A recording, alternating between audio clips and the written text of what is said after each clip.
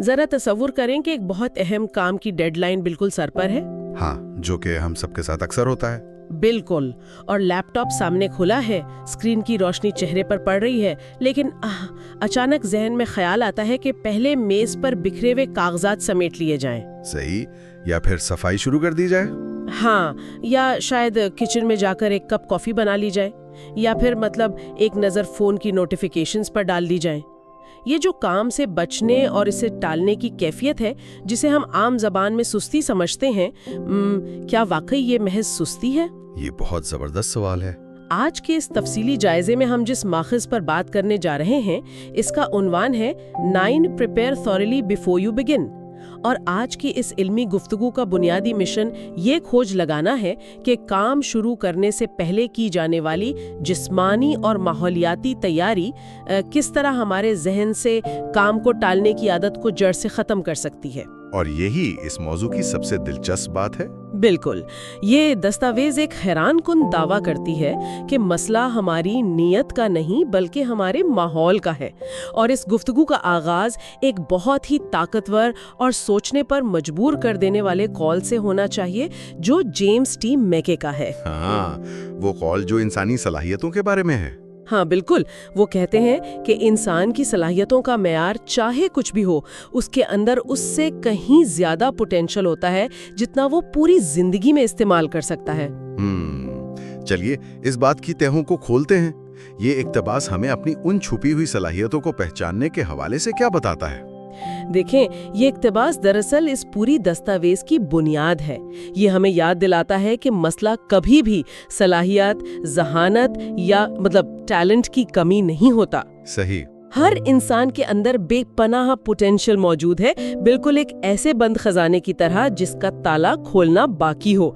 जब हम इस दस्तावेज की रोशनी में इस कॉल को देखते हैं ना, तो ये वाज़ेह होता है कि काम शुरू करने से पहले की तैयारी सिर्फ एक मेज साफ करने का नाम नहीं है। तो फिर ये किस चीज का नाम है? असल में ये इस बारे में है कि हमारा बैरूनी माहौल किस तरह हमारी अंदरूनी सलाहियतों को मुतहर्रिक करता है। एक बिखरा हुआ बेतरतीब माहौल इंसान के अंदर मौजूद इस शानदार पोटेंशियल को उलझा देता है, मतलब जहन को एक उलझन का शिकार कर देता है। 100% ऐसा ही है। इसके बरक्स एक तरतीबार माहौल उस पोटेंशियल को बाहर निकलने, तवज्जो मरकूज करने और अमल में बदलने का सीधा रास्ता फराहम करता है। वाह! गोया हम अपने इर्द गिर्द की दुनिया को मुनज़्ज़म करके अपने जहन को ये पैगाम दे रहे होते हैं कि आहा, अब कुछ अहम तख्लीक होने वाला है। ये बात बहुत दिलचस्प है कि बैरूनी सफाई दरअसल अंदरूनी रास्ते साफ कर रही है, और इंसान के अंदर मौजूद इस पोटेंशियल को अमली शक्ल देने के लिए ये तैयारी क्यों ज़रूरी है। इस हवाले से दस्तावेज में कुछ कमाल की तशबीहात दी गई हैं। हाँ, वो बंदूक और तीरंदाज वाली तशबीह। बिल्कुल, इसमें एक मुकम्मल तैयारी करने वाले शख्स की मिसाल एक ऐसी बंदूक की तरह दी गई है जो चलने के लिए बिल्कुल तैयार हो, यानी एक कॉक्ड गन, या फिर एक ऐसे तीरंदाज की तरह जिसने कमान में तीर पूरी कुव्वत से खींच रखा हो। सही, वो बस हदफ को देख रहा है और उसे सिर्फ उंगलियां ढीली करने की देर है। बिल्कुल, और अगर हम इन तशबीहात पर गौर करें तो इनमें एक चीज बड़ी मुश्तरक नजर आती है, और वो है रुकी हुई ताकत। रुकी हुई ताकत? थोड़ा वजाहत करेंगे? देखें, एक खिंची हुई कमान में जो तवानाई होती है ना, उसे फिजिक्स में पोटेंशियल एनर्जी कहते हैं। कोई भी इंसान जब अपने काम की तमाम चीजें जमा कर लेता है तो वो दरअसल अपने इर्द गिर्द के माहौल में वही पोटेंशियल एनर्जी जमा कर रहा होता है। अच्छा। फिर उसे सिर्फ एक छोटे से जहनी धक्के की जरूरत होती है ताकि वो उस तवानाई को काइनेटिक एनर्जी यानी हरकत और अमल में बदल सके। तैयारी के बगैर काम शुरू करना ऐसा ही है जैसे कोई बगैर तीर खींचे निशाना लगाने की कोशिश करे। जाहिर है तीर तो वहीं गिर जाएगा। बिल्कुल सही कहा। इसी हवाले से मुझे मतन में मौजूद खाना पकाने की वो मिसाल याद आ रही है जो बहुत ही अमली महसूस होती है। हाँ, वो बहुत जबरदस्त मिसाल है। जब कोई माहिर बावर्ची खाना बनाता है तो वो सीधा चूल्हा जलाकर हंडिया नहीं चढ़ा देता। वो पहले तमाम अज्जा, मसाले और सब्जियां काटकर काउंटर पर एक तरतीब से रखता है, यानी हर चीज उसकी पहुंच में होती है। बिल्कुल, और फिर एक एक करके खाना तैयार होता है। لیکن یہاں میرے ذہن میں ایک سوال پیدا ہو رہا ہے اور میں چاہوں گی کہ ہم اس پر تھوڑی تنقیدی نگاہ ڈالیں۔ جی ضرور پوچھیں۔ کیا واقعی چھوٹی چھوٹی چیزیں جیسے log in codes, email addresses, کوئی پرانی رپورٹ یا محض ایک قلم اکٹھا کرنا بھی ہماری کارکردگی پر اتنا بڑا اثر ڈالتا ہے؟ میرا مطلب ہے، اگر ایک پاسورڈ ڈھونڈنے کے لیے کوئی اپنی جگہ سے اٹھ بھی گیا اور 2 منٹ لگ بھی گئے تو اس سے کیا قیامت آ جائے گی؟ یہاں جو بات سب سے زیادہ دلچسپ ہے وہ یہ ہے کہ مسئلہ ان 2 منٹوں کا ہے ہی نہیں۔ تو پھر مسئلہ کس چیز کا ہے؟ انسانی دماغ جب کسی کام میں پوری طرح غرق ہوتا ہے اور بہترین خیالات پیدا کر رہا ہوتا ہے تو اسے نفسیات کی زبان میں فلو سٹیٹ کہتے ہیں۔ یعنی جب انسان کا ذہن پوری طرح کام میں محو ہوتا ہے۔ بالکل۔ اب تصور کریں کہ ایک شخص گہری سوچ میں ہے، کوئی پیچیدہ رپورٹ بنا رہا ہے یا کوئی تحریر لکھ رہا ہے، اور اچانک اسے یاد آتا ہے کہ اسے ایک لاگ ان کوڈ چاہیے جو کسی اور فائل میں ہے، یا کوئی کاغذ درکار ہے جو دوسرے کمرے میں رکھا ہے۔ اب اسے اپنی جگہ سے اٹھنا پڑتا ہے۔ وہ جو خیالات کا ایک تسلسل تھا نا، وہ جو ربط تھا، وہ 1 سیکنڈ میں ٹوٹ جاتا ہے۔ صحیح۔ جب وہ شخص وہ کوڈ یا کاغذ لے کر واپس اپنی کرسی پر بیٹھتا ہے تو دماغ فوراً وہیں سے کام شروع نہیں کر سکتا جہاں سے اس نے چھوڑا تھا۔ سائنس بتاتی ہے کہ دماغ کو دوبارہ اسی گہرائی، اسی فلو سٹیٹ تک پہنچنے میں مزید 15 سے 20 منٹ لگ جاتے ہیں۔ واہ! تو اس کا مطلب ہے کہ وہ جو 2 منٹ کا کام تھا اس نے دراصل دماغ کے 20 منٹ ضائع کر دیے۔ بالکل۔ اور اگر دن میں ایسا 5 بار بھی ہو جائے تو انسان کی بہترین کارکردگی کا تو جنازہ ہی نکل گیا۔ سچی بات ہے۔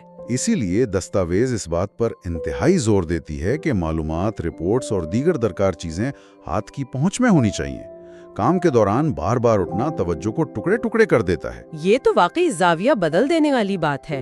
یعنی وہ جو اکثر سوچا جاتا ہے کہ بس جلدی سے ایک کاغذ اٹھا لوں، وہ دراصل اس پوری ذہنی عمارت کو گرا رہا ہوتا ہے جو بڑی محنت سے کھڑی کی گئی ہوتی ہے۔ بالکل ایسا ہی ہے۔ اچھا، تو جب ساری چیزیں جمع ہو گئیں، لاگ ان کوڈز، فائلیں، قلم سب ہاتھ کے فاصلے پر آ گیا، تو اگلا مرحلہ اس جگہ کی ترتیب ہے جہاں بیٹھ کر کام کرنا ہے۔ یہ ایک بہت اہم مرحلہ ہے۔ متن کے مطابق میز پر صرف وہی ایک کام ہونا چاہیے جو اس وقت کیا جا رہا ہو، باقی تمام غیر ضروری چیزیں فرش پر یا پیچھے کسی اور میز پر رکھ دینی چاہیے۔ اور کرسی کے حوالے سے بھی ہدایت ہے کہ کرسی آرام دہ ہو، کمر کو سہارا دے اور پاؤں فرش پر سیدھے ہونے چاہیے۔ جی ہاں، اور اس کی وجہ انسان کی اعصابی ساخت یعنی نیورولوجی سے جڑی ہے۔ وہ کیسے؟ دیکھیں، انسانی آنکھ جو کچھ بھی دیکھتی ہے نا، دماغ لاشعوری طور پر اس پر عمل کرنے کی کوشش کرتا ہے۔ اگر میز پر 4 مختلف پروجیکٹس کی فائلیں پڑی ہیں تو شعوری طور پر بے شک انسان ایک ہی فائل پر کام کر رہا ہو، لیکن دماغ کچھ اور کر رہا ہوتا ہے۔ بالکل۔ لاشعوری طور پر اس کا دماغ ان باقی 3 فائلوں کے بوجھ کو بھی محسوس کر رہا ہوتا ہے۔ اسے نفسیات میں کوگنیٹو اوور لوڈ کہتے ہیں، یعنی دماغ پر غیر ضروری بوجھ۔ جی، دماغ کی پروسیسنگ پاور کا ایک بڑا حصہ ان بکھری ہوئی چیزوں کو ہینڈل کرنے میں ضائع ہو رہا ہوتا ہے۔ جب میز پر صرف ایک ہی کام موجود ہو تو دماغ کو ایک واضح پیغام ملتا ہے کہ اس وقت پوری دنیا میں اس ایک کام کے علاوہ اور کچھ اہم نہیں ہے۔ لیکن رکیے ذرا، یہاں میں تھوڑا سا اختلاف کروں گی۔ جی فرمائیں۔ کیا یہ میز صاف کرنا اور ہر چیز کو ترتیب دینا بذات خود پروکریسٹینیشن کی ایک قسم نہیں بن سکتا؟ ہم اکثر دیکھتے ہیں کہ لوگ کام سے بچنے کے لیے 2 گھنٹے صفائی میں ہی لگا دیتے ہیں۔ اس باریک لکیر کو کیسے پہچانا جائے کہ کب تیاری ختم ہو رہی ہے اور کام سے بھاگنا شروع ہو رہا ہے؟ یہ ایک اہم سوال کھڑا کرتا ہے، اور یہ وہ جال ہے جس میں اکثر لوگ پھنستے بھی ہیں۔ دیکھیں، فرق مقصد کا ہے۔ مقصد کا؟ کس طرح؟ اگر صفائی کا مقصد اس مخصوص کام کے لیے جگہ بنانا ہے جو ابھی کرنا ہے تو وہ تیاری ہے، لیکن اگر صفائی محض اس لیے ہو رہی ہے تاکہ وہ کام شروع نہ کرنا پڑے تو ظاہر ہے وہ پروکریسٹینیشن ہے۔ صحیح۔ اور اسی الجھن کو دور کرنے کے لیے دستاویز میں ایک تصویر اور ایک تصور کا ذکر ہے جس نے شاید آپ کی توجہ بھی کھینچی ہو۔ بالکل، آپ نے میرے منہ کی بات چھین لی۔ دستاویز میں ایک مینڈک کی تصویر موجود ہے جو اچانک سے سامنے آتی ہے اور دیکھنے میں کافی عجیب سی لگتی ہے۔ تو اس سب کا آخر مطلب کیا ہے؟ ایک آرام دہ کرسی اور میز کی صفائی کا اس مینڈک کی تصویر اور ایٹ دیٹ فراگ کے نظریے سے کیا تعلق ہے؟ یہ مینڈک دراصل اس پوری دستاویز کا سب سے طاقتور استعارہ ہے۔ یہ مینڈک اس سب سے بڑے، سب سے اہم اور مشکل ترین کام کی علامت ہے جسے کرنے سے انسان سب سے زیادہ گھبراتا ہے، اور اسی لیے اسے بار بار ٹالتا ہے نا؟ بالکل۔ مینڈک کھانا یعنی وہ مشکل ترین کام دن کے آغاز میں ہی سب سے پہلے کر لینا۔ اب ذرا اسے میز کی صفائی سے جوڑیے۔ ایک گندی اور بکھری ہوئی میز پہلے ہی ذہن کو تھکا دیتی ہے۔ بات تو سچ ہے۔ ایسے تھکا دینے والے ماحول میں اس مینڈک کا سامنا کرنے یعنی اس مشکل کام کو شروع کرنے کی ہمت جٹانا تقریباً ناممکن ہو جاتا ہے۔ ایک صاف، شفاف اور ترتیب وار ماحول اس مشکل کام کو شروع کرنے کی راہ ہموار کرتا ہے۔ صحیح۔ اور یہاں متن میں ایک بہت ہی گہری اور کسی حد تک دکھی کر دینے والی حقیقت بیان کی گئی ہے جو انسان کو واقعی جھنجھوڑ کر رکھ دیتی ہے۔ وہ حقیقت کیا ہے؟ یہ حقیقت کہ یہ کتنی حیرت اور دکھ کی بات ہے کہ بے شمار کتابیں کبھی لکھی ہی نہیں جاتی، کتنی ڈگریاں مکمل نہیں ہوتی، اور کتنے ہی زندگی بدل دینے والے زبردست کام صرف اس لیے شروع نہیں ہو پاتے کیونکہ لوگ تیاری کا یہ پہلا قدم نہیں اٹھاتے۔ وہ اپنے ارد گرد کے بکھرے ہوئے ماحول کو دیکھ کر ہی ہمت ہار دیتے ہیں۔ وہ اس مشکل کام سے نہیں ہارتے، وہ اس بکھرے ہوئے ماحول کی وجہ سے اس مینڈک کو کبھی کھا ہی نہیں پاتے۔ ان کے خواب ان کی بکھری ہوئی میزوں کے نیچے دب کر رہ جاتے ہیں۔ یہ بات سن کر تو واقعی رونگٹے کھڑے ہو جاتے ہیں۔ مطلب کتنی ہی عظیم خیالات، کتنی ہی زبردست ایجادات اور فن پارے صرف اس لیے دنیا کے سامنے نہیں آ سکے کیونکہ کسی نے اپنی میز صاف کر کے ایک کرسی پر سیدھا بیٹھنے کی زحمت نہیں کی۔ بالکل ایسا ہی ہے۔ یہ واقعی سوچنے کا مقام ہے کہ ہم کتنی چھوٹی چیزوں کی وجہ سے کتنے بڑے نقصانات کر رہے ہیں۔ اچھا، اب فرض کریں کہ میز صاف ہو گئی، تمام ضروری چیزیں ہاتھ کے فاصلے پر آ گئی اور اس مینڈک کا سامنا کرنے کا وقت آ گیا۔ صحیح۔ تو پھر کام کو عملی جامہ کیسے پہنایا جائے؟ یہ وہ مقام ہے جہاں ہم تیاری کے مرحلے سے نکل کر عملی آغاز یعنی لانچ کی طرف سفر کرتے ہیں۔ جی۔ اور یہاں بات واقعی بہت زیادہ دلچسپ ہو جاتی ہے۔ متن میں ایک 80% کے اصول کا ذکر کیا گیا ہے۔ اس اصول کے مطابق کسی کام کو پہلے 80% ٹھیک کر لینا چاہیے اور باقی کی درستی بعد میں کرنی چاہیے۔ اس کے پیچھے کیا سائنس ہے؟ اس اصول کے پیچھے جو سب سے بڑی نفسیات ہے نا، وہ پرفیکشنزم یعنی ہر چیز کو 100% مکمل اور بے عیب کرنے کی خواہش کو توڑنا ہے۔ اچھا۔ کیونکہ دیکھیں، پرفیکشنزم دراصل پروکریسٹینیشن کی سب سے بڑی وجہ ہے۔ اکثر لوگ کام اس لیے شروع نہیں کرتے کیونکہ انہیں لگتا ہے کہ وہ اسے پہلی بار میں بالکل پرفیکٹ انداز میں نہیں کر پائیں گے۔ تو یہ دراصل ناکامی کا خوف ہوتا ہے؟ بالکل، ناکامی کا خوف جو پرفیکشنزم کا لبادہ اوڑھ کر سامنے آتا ہے۔ 80% کا اصول یہ سکھاتا ہے کہ پہلا مسودہ، پہلا قدم یا پہلی کوشش کبھی بھی بے عیب نہیں ہوتی۔ صحیح بات ہے۔ مقصد صرف اس کام کو دنیا میں لانا ہے۔ اگر ایک کام 80% بھی ٹھیک ہو گیا ہے نا، تو وہ اس کام سے 1000 درجے بہتر ہے جو پرفیکٹ ہونے کی امید میں کبھی شروع ہی نہیں کیا گیا۔ یعنی پرفیکٹ کی تلاش میں ہم اچھے کام کو بھی ضائع کر دیتے ہیں۔ اسی بات کو سمجھانے کے لیے متن میں ایک بڑا دلچسپ انگریزی محاورہ استعمال ہوا ہے کہ run it up the flag pole and see if anyone salutes. ہاں، اگر ہم اسے اپنے روزمرہ کے تصور میں ڈھالیں تو اس کا بنیادی مطلب یہ ہے کہ پرفیکشن کی توقع کیے بغیر اپنے کام یا خیال کو ایک کچے ماڈل کے طور پر دنیا کے سامنے لے آئیں تاکہ پتہ چلے کہ وہ کتنا کارآمد ہے۔ بالکل، لوگوں کا رد عمل دیکھنا ضروری ہے۔ ہاں، اسے چھپا کر رکھنے یا اس پر مزید مہینے ضائع کرنے کے بجائے اسے پیش کر دیں اور دیکھیں۔ پہلے ہی دن یہ نہیں سوچنا چاہیے کہ یہ کوئی ماسٹر پیس ہوگا۔ بالکل درست۔ اور اسی تصور کو مزید طاقتور بنانے کے لیے متن میں آئس ہاکی کے ایک بہت بڑے کھلاڑی وین گریٹسکی کے مشہور قول کا حوالہ دیا گیا ہے۔ جی، وہ کیا کہتے ہیں؟ وہ کہتے ہیں کہ آپ 100% وہ شاٹس مس کر دیتے ہیں جو آپ کھیلتے ہی نہیں۔ یہ کتنی سادہ لیکن کتنی گہری بات ہے۔ واہ! اگر انسان ناکامی کے در سے قدم ہی نہ اٹھائے تو اس کی ناکامی تو 100% یقینی ہو گئی۔ تیاری مکمل کرنے کے بعد جو چیز سب سے زیادہ درکار ہوتی ہے وہ ہے پہلا قدم اٹھانے کی ہمت۔ لیکن یہاں ایک عملی مسئلہ بھی تو آتا ہے۔ کیا ہو اگر کوئی انسان اندر سے یہ ہمت محسوس ہی نہ کر رہا ہو؟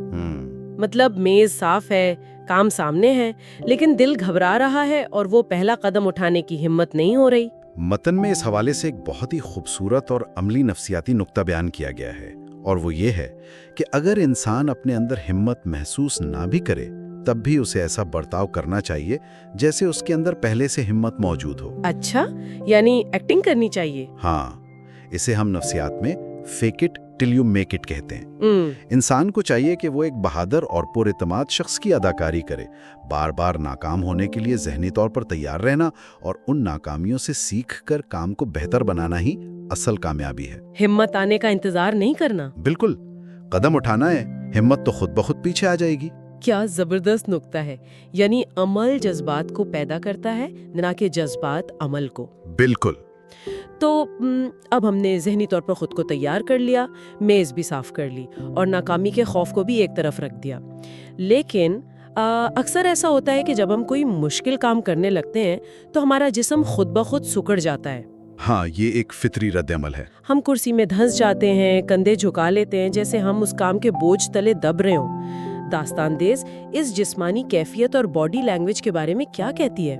کیا جسمانی کرنسی کا ہمارے ارادے سے کوئی تعلق ہے؟